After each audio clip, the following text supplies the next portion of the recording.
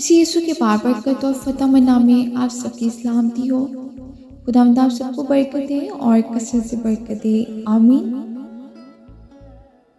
आइए चीज़ो, आज सुबह हम खुदावंद के जिंदा पाक कलाम में से पढ़ेंगे।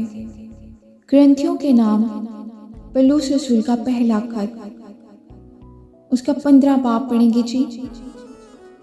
क्योंकि ज़रूर है कि ये फ़ानी जिस्म बका का जामा पहने और ये मरने वाला जिस्म हयात अब्दी का जामा पहने।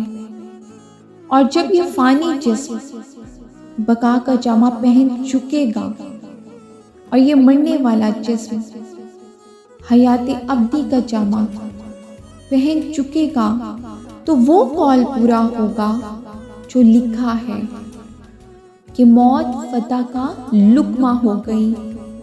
आए मौत तेरी फतह कहाँ रही, आए मौत तेरा डंक कहाँ रहा।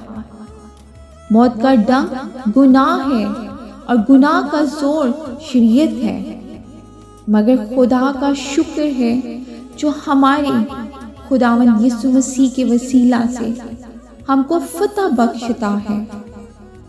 बस आए मेरे अजीज भाइयों, साबित कदम और कायम रहो और खुदावंद के काम में हमेशा अफजाइश करते रहो, क्योंकि ये जानते हो कि तुम्हारी मेहनत